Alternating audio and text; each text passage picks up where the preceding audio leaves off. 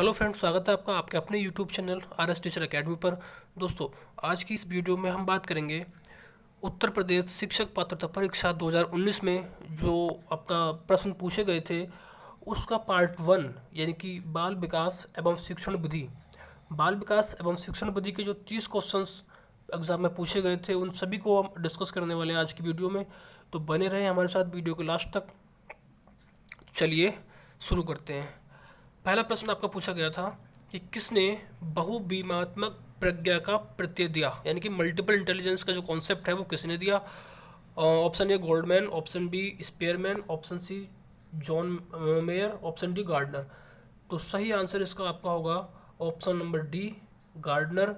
जो multiple intelligence की जो कॉन्सेप्ट है वो किसने दिया, गार्डनर ने दिया। क्योंकि इन्होंने अपनी जो थ्योरी है उसमें 8 प्रकार की बुद्धियों का इन्होंने वर्णन किया है। ठीक है, चलिए बात करते हैं अगले प्रश्न की।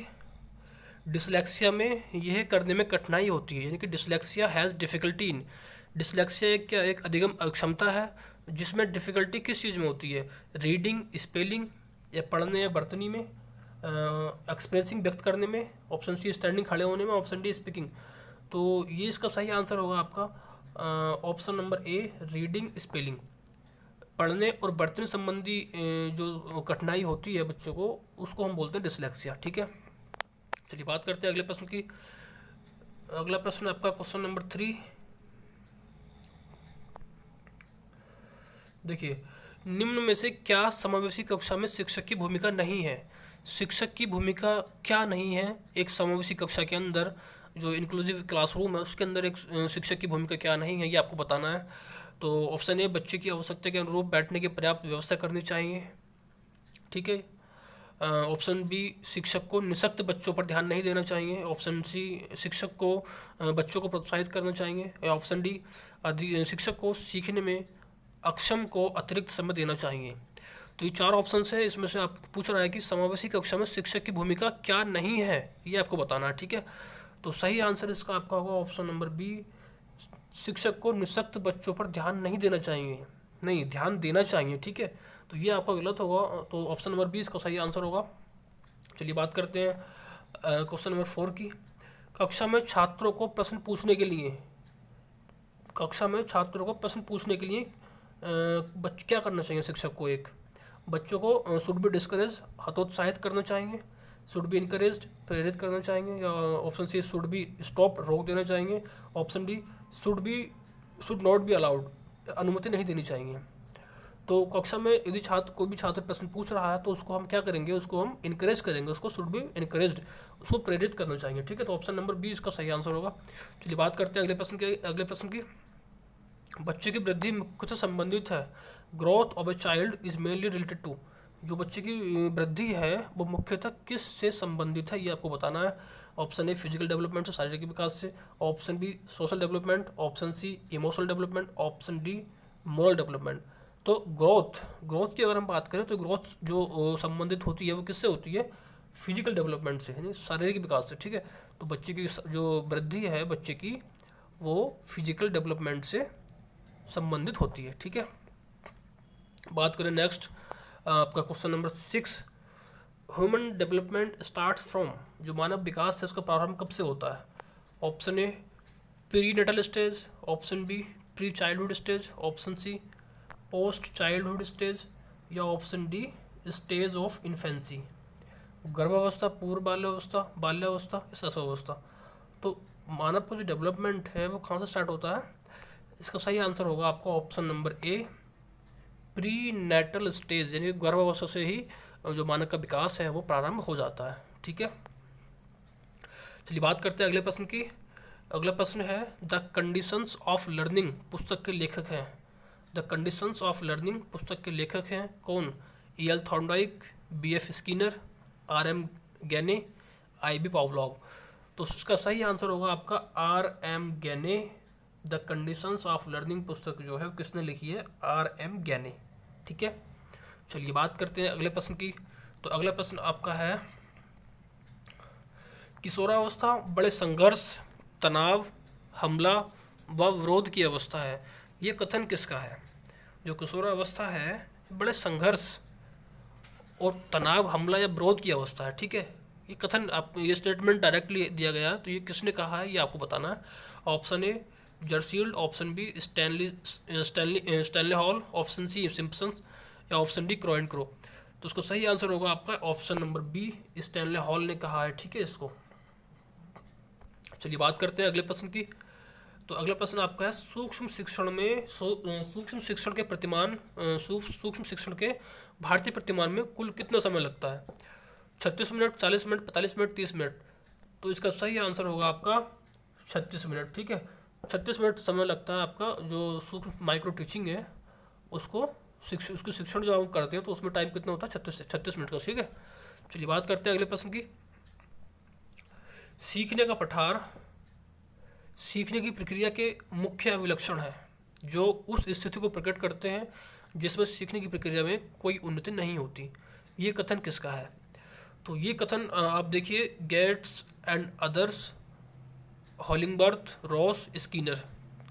तो देखिए यदि आप यूपी टेट की परीक्षा देना चाहते हैं या परीक्षा देने की सोच रहे हैं, तो आपको ध्यान रखना है कि 2-3 क्वेश्चंस आपको डायरेक्टली कथन, ये जो स्टेटमेंट किसी ने जो स्टेटमेंट किसी ने दिया है, डायरेक्टली वहाँ से आएगा कि ये कथन किसका है, किसने कहा है। ठीक है, तो आपको ध्यान रखना है इस चीज़ का।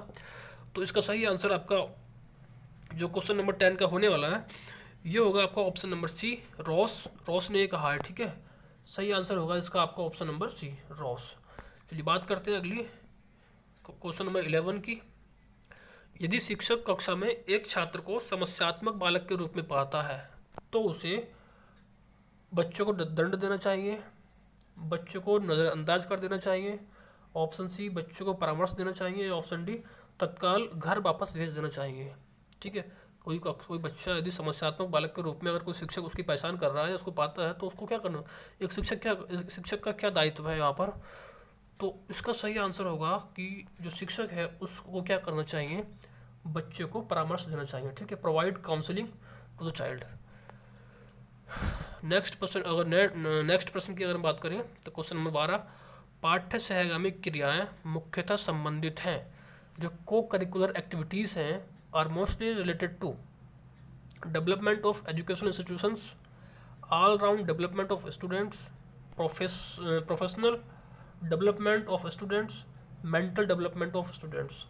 तो ये 4 ऑप्शंस आपके पास दिए गए हैं। तो को करिकुलर जो एक्टिविटीज़ क्लास के अंदर कराई जाती हैं या फिर स्कूल्स के अंदर, तो उसका जो मेन जो उसका कारण होता है वो क्या होता है, छात्रों के सर्वांगीण विकास करना होता है। ठीक है, तो छात्रों के सर्वांगीण विकास करने के लिए जो को करिकुलर एक्टिविटीज़ हैं वो कराई जाती हैं। ठीक है, तो सही आंसर इसका होगा ऑप्शन नंबर बी। चलिए बात करते हैं अगले प्रश्न की। क्वेश्चन नंबर 3, निम्न में से किसने अधिगम सिद्धांत का प्रतिपादन नहीं किया? अधिगम सिद्धांत का प्रतिपादन किसने नहीं किया इनमें से? Kohler, Skinner, BS Bloom, Thorndike. तो इसका सही आंसर होगा आपका ऑप्शन नंबर सी। देखिए कोहलर, स्कीनर और थॉर्नडाइक ये तीनों ने अधिगम सिद्धांत का प्रतिपादन किया है इन तीनों ने। ठीक है, लेकिन बीएस ब्लूम ने अधिगम सिद्धांत का प्रतिपादन नहीं किया है। ठीक है, चलिए बात करते हैं अगले प्रश्न की। शिक्षा में अवरोधन का तात्पर्य है, शिक्षा में अवरोधन का तात्पर्य क्या है? ऑप्शन नंबर ए बालक का विद्यालय में प्रवेश न लेना, ऑप्शन बी बालक का विद्यालय न जाना, ऑप्शन सी बालक द्वारा विद्यालय छोड़ देना, या ऑप्शन डी किसी बालक का 1 वर्ष से अधिक समय तक एक ही कक्षा में रहना। तो शिक्षा में अवरोध जो उत्पन्न करता है, यानी कि अगर हम बात करें कि शिक्षा में अवरोधन का तात्पर्य क्या है, यानी कि क्या मतलब है शिक्षा में अवरोधन से, तो उसका आंसर आपका सही होगा इसका ऑप्शन नंबर डी, किसी बालक का 1 वर्ष से अधिक समय तक एक ही कक्षा में यदि बच्चा रह रहा है तो कहीं ना कहीं उसका शिक्षा में अवरोधन हो रहा है। ठीक है, उसको हम कह सकते हैं कि शिक्षा में अवरोधन हुआ है। ठीक है, चलिए बात करते हैं अगले प्रश्न की। प्रश्न नंबर आपका 15, निम्न में से किस कौशल में पूर्व ज्ञान का परीक्षण आता है? पूर्व ज्ञान, प्रीवियस नॉलेज। अगर हम किसी एक स्किल की अगर हम बात करें तो उसमें ऐसी कौन सी स्किल है जिसमें हम पूर्व ज्ञान का सहारा लेते हैं? ठीक है, उद्दीपन परिवर्तन कौशल, ऑप्शन ए आपका, ऑप्शन बी प्रस्तावना कौशल, ऑप्शन सी समापन कौशल, या ऑप्शन डी प्रदर्शन कौशल। तो सही आंसर होगा इसका आपका option number B, skill of introduction. देखिए जब हम क्लास में किसी भी चैप्टर का जब हम पढ़ाना शुरू करते हैं तो उसमें हम इंट्रोडक्शन जो स्किल है एक स्किल ऑफ इंट्रोडक्शन, उसमें हम क्या करते हैं कि उस चैप्टर से संबंधित कुछ ऐसे प्रश्न पूछते हैं जो बच्चों के पूर्व ज्ञान से संबंधित होते हैं, ठीक है। तो उसी उसी को बेस बनाकर हम आगे की जो अपनी टीचिंग जो लर्निंग प्रक्रिया है उसको पूरा करते हैं। तो सही आंसर इसका होगा ऑप्शन नंबर बी। चलिए बात करते हैं अगले प्रश्न की। प्रश्न नंबर 16, थोड़ा सा ये थोड़ा बड़ा है पेपर आपका जो क्वेश्चन है। देखिए इसका आपको मिलान करना है, ठीक है, सुमेलित करना है। और एक स्तंभ, एक कॉलम ए दिया है, कॉलम बी दिया, तो कॉलम ए का कॉलम बी से मिलान आपको करना है। यहाँ पर एनुअल इंटेलिजेंस की थ्योरी किसने दी है, और पुनर्बलन की अनुसूची किसने दी है, सारगर्भिता का नियम किसने दिया है, और एक है आपका डी अनुकूलन यानी कि एडेप्टेशन। एडेप्टेशन का जो आपका नियम है जो भी है कि किसने दिया है, ये आपको बताना है, ठीक है। तो इसका सही आंसर होगा ऑप्शन नंबर डी। देखिए इसकी अगर हम बात करें तो जो आपकी एनिमल इंटेलिजेंस है, एनिमल इंटेलिजेंस है, ये आपका दिया है थॉर्नडाइक ने। और आपका जो पुनर्बलन की अनुसूची है ये आपको दिया स्किनर ने। और जो आपका लॉ ऑफ प्रेग्नांस है, इनकी सार्वगर्भिता का नियम है, ये आपका दिया है गेस्टॉल्ट ने। और जो अनुकूलन है ये आपका दिया पियाजे ने, ठीक है। तो ये आपको ध्यान रखना है। उसका ऑप्शन नंबर सी आपका होगा डी, इसका सही आंसर होगा। चलिए बात करते हैं अगले प्रश्न की। विकास कभी न समाप्त होने वाली प्रक्रिया है, ये कथन विकास के किस सिद्धांत से संबंधित है।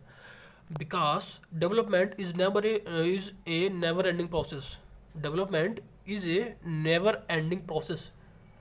ये कथन विकास के किस सिद्धांत से संबंधित है। आपने पढ़ा होगा जो विकास के सिद्धांत है कौन कौन से होते हैं, तो उसी में एक होता है आपका प्रिंसिपल ऑफ इंटरेक्शन, अंतःक्रिया का सिद्धांत, principle of integration, principle of interrelation, principle of continuity.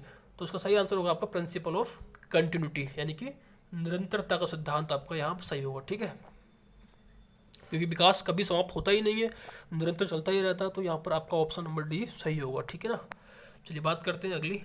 संविधान के किस संशोधन से शिक्षा एक मौलिक अधिकार बन गई है। संविधान के किस संशोधन से शिक्षा एक मौलिक अधिकार बन गई है, ये आपको बताना है। 86वें संविधान संशोधन द्वारा, 25वें, 52वें या फिर 22वें। तो सही आंसर इसका आपका होगा 86वें संविधान संशोधन द्वारा शिक्षा को एक मौलिक अधिकार बना दिया गया, ठीक है। चलिए बात करते हैं अगले प्रश्न की। अभिप्रेरणा के मूल प्रवृत्ति सिद्धांत के प्रतिपादक थे। अभिप्रेरणा के मूल प्रवृत्ति सिद्धांत के प्रतिपादक थे कौन। मैकडूगल, अब्राहम मैस्लो, सिम्पसन या फिर विलियम जेम्स। तो सही आंसर इसका आपका होगा ऑप्शन क्वेश्चन नंबर 19 का सही आंसर आपका होगा ऑप्शन नंबर ए, मैकडूगल, ठीक है। तो मैकडूगल क्या थे, अभिप्रेरणा के मूल प्रवृत्ति सिद्धांत के प्रतिपादक थे, ठीक है। चलिए बात करते हैं अगले प्रश्न की।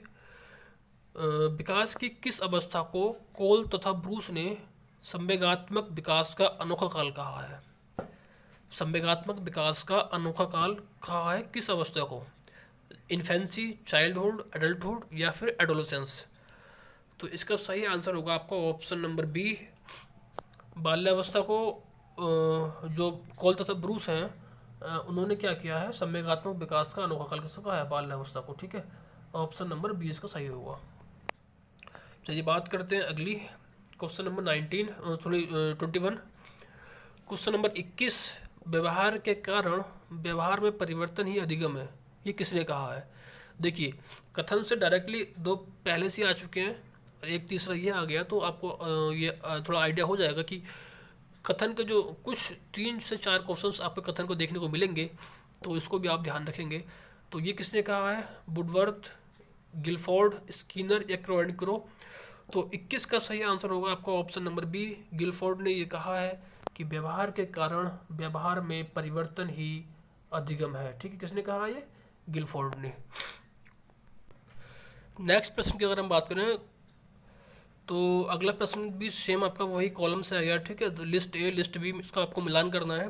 ब्रूनर एक तरफ आपको दे रखा है, ब्रूनर, आसुवेल, ग्लेजर, गार्डन, ठीक है, ये दे रखे हैं, और अगली तरफ ये दे रखे हैं, ठीक है। तो आपको सम्मिलित करना है कि किस से कौन संबंधित है। तो इसका सही आंसर होगा आपका ऑप्शन नंबर ए, यानी कि ऑप्शन नंबर ए। ठीक है, देखिए इसकी अगर हम बात करें तो जो आपका ब्रूनर है, ब्रूनर ने दिया है आपका संप्रत्यय उपलब्धि शिक्षण प्रतिमान, और आपका आसुबेल ने दिया है अग्रिम संगठक शिक्षण प्रतिमान, और आपका ग्लेजर ने दिया है बुनियादी शिक्षण प्रतिमान, और आपका गार्डन ने दिया है साइनेप्टिक्स शिक्षण प्रतिमान। ठीक है, तो ये आपको ध्यान, थोड़ा सा टफ क्वेश्चन आपके लिए रहेगा ये, कोई नहीं। चलिए अब बात करते हैं अगले प्रश्न की। समस्या समाधान का प्रथम चरण है। समस्या, the first step of problem solving is, समस्या समाधान का प्रथम चरण क्या होगा? Data collection, identification of problems, testing of hypothesis, formulation of hypothesis. देखिए समस्या, प्रॉब्लम, कोई भी प्रॉब्लम अगर है तो सॉल्विंग, उसको सॉल्व करने के लिए सबसे पहले क्या करना चाहिए, सबसे पहले क्या करना होगा, सबसे पहले हमें क्या करना पड़ेगा? आइडेंटिफिकेशन ऑफ प्रॉब्लम्स, समस्या की पहचान करनी पड़ेगी। ठीक है, तो सही आंसर इसका होगा ऑप्शन नंबर बी। ठीक है, चलिए बात करते हैं अगले प्रश्न की। बालकों का अधिगम सर्वाधिक प्रभावशाली होगा जब, यानी कि बालकों का जो अधिगम है सबसे अधिक प्रभावशाली कब होगा? पढ़ने लिखने एवं गणितीय कुशलताओं पर ही बल दिए पर ही बल होगा? पढ़ने लिखने एवं गणितीय कुशलताओं पर ही बल होगा जब उसका विकास होगा? या फिर बालकों का संज्ञानात्मक, भावात्मक तथा मनोचालक पक्षों का विकास होगा, यानी साइकोमोटर जो डोमेन है उनका विकास होगा? ऑप्शन सी, शिक्षण व्यवस्था एकाधिकारवादी होगी, या ऑप्शन डी, शिक्षक अधिगम प्रक्रिया में आगे होकर बालकों को निष्क्रिय रखेगा? देखिए ये तो बिल्कुल ही गलत है कि शिक्षक जो है अधिगम प्रक्रिया को चल रही है तो उसमें बालकों को जो है निष्क्रिय रख देगा तो बच्चा सीख नहीं पाएगा। तो शिक्षक व्यवस्था एकाधिकारवाद होगी, ये भी नहीं है आपका। और पढ़ने लिखने एवं गणितीय कुशलताओं पर ही बोल दिया जाएगा? नहीं जी नहीं। तो सही आंसर होगा आपका ऑप्शन नंबर बी, यानी कि जो development of cognitive, effective, affective and psychomotor domain of children will take place. ठीक है, तो सही आंसर होगा आपका ऑप्शन नंबर बी। बात करते हैं अगली, क्वेश्चन नंबर 25। स्मृति स्तर एवं बौद्ध स्तर के शिक्षण प्रतिमान की संरचना में कौन सा सोपान उपनिष्ठ है? जनरलाइजेशन, एक्सप्लोरेशन, प्रेजेंटेशन या प्लानिंग? तो 25 का आपका सही आंसर आपका क्या होगा ये आपको बताना है। ठीक है, तो 25 का सही आंसर होगा आपका ऑप्शन नंबर सी, प्रस्तुतिकरण यानी कि प्रेजेंटेशन। ठीक है, ये आपका सही होगा इसका आंसर। चलिए बात करते हैं अगली 26 की। तो निम्न में से किस सिद्धांत को पुनर्बलन का सिद्धांत भी कहते हैं? Theory is also known as theory of reinforcement. कौन सी थ्योरी हो सकती है वो? Classical conditioning theory, option number A. Option number B, stimulus response theory यानी कि उद्दीपक अनुक्रय सिद्धांत। Option number C, theory of insight, या option D, operant conditioning theory. तो इसका सही आंसर होगा आपका option number D, operant conditioning theory जो है क्रिया प्रसूत अनुबंध सिद्धांत है, उसी को हम बोलते हैं पुनर्बलन का सिद्धांत। ठीक है, चलिए बात करते हैं अगली 27 की। तो निम्न में से कौन सी अवस्था ब्रूनर के संज्ञानात्मक विकास सिद्धांत का अंग नहीं है? Intuitive stage, iconic stage, symbolic stage या फिर इनेक्टिव स्टेज? तो कौन सी ऐसी स्टेज है जो ब्रूनर के संज्ञानात्मक विकास सिद्धांत का अंग नहीं है? 27, इसका सही आंसर आपको बताना है। ठीक है, तो इसका सही आंसर होगा आपका ऑप्शन नंबर ए, इंट्यूटिव स्टेज यानी कि आंत प्रज्ञा अवस्था। इसका सही आंसर होगा आपका ऑप्शन नंबर ए। चलिए बात करते हैं अगला प्रश्न आपका है 28। मॉरिशस ने बौद्ध स्तर के शिक्षण प्रतिमान में 5 पदों का वर्णन किया है, और 5 पद कौन कौन से हैं वो? Presentation, exploration, organisation, assimilation, recitation. ठीक है, ये प्रस्तुतिकरण, खोज, संगठन, आत्मीकरण और अभिव्यक्तिकरण। तो ये 5 प्रकार के जो पद हैं ये मॉरिशस ने अपने बौद्ध स्तर में दिए हैं, या बौद्ध स्तर के शिक्षण प्रतिमान में इन्होंने दिया है, इनको ये वर्णन किया है। ठीक है, तो इनका क्रम पूछ रहा है, इनका सही क्रम क्या होगा ये आपको बताना है। इनका जो क्रम है, इनका जो सीक्वेंस है वो क्या होगा? तो इसका आपका सही जो आंसर होगा वो होगा आपका ऑप्शन नंबर बी, यानी कि ऑप्शन नंबर बी। पहले आपका होगा एक्सप्लोरेशन यानी कि खोज। ठीक है, पहले आपकी खोज होगी, फिर उसके बाद आप उसको प्रेजेंट करेंगे, प्रेजेंटेशन होगा। उसके बाद आप एसिमिलेशन यानी कि आत्मीकरण, एंड उसके बाद ऑर्गेनाइजेशन करेंगे, फिर उसके बाद आप करेंगे रिसाइटेशन। ठीक है, रेसिटेशन। तो ये आपके हुआ ये आंसर, ठीक है। चलिए बात करते हैं अगले प्रश्न की।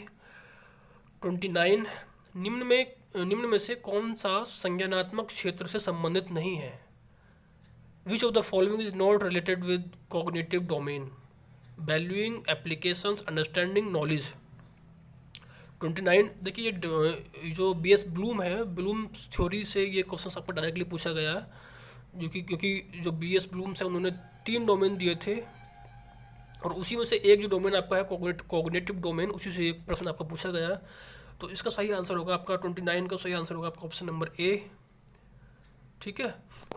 वैल्यूइंग इन्होंने नहीं दिया है, ठीक है ना। इन्होंने केवल क्या क्या दिया है? ज्ञान, नॉलेज, बोध, अनुप्रयोग, विश्लेषण, संश्लेषण और मूल्यांकन। ये 6 तरह के इन्होंने जो कॉग्निटिव डोमेन है उसमें 6 तरह के जो है ये पार्ट उन्होंने दिए हैं, ठीक है। चलिए बात करते हैं अगले प्रश्न की, और ये लास्ट प्रश्न आपका रहेगा।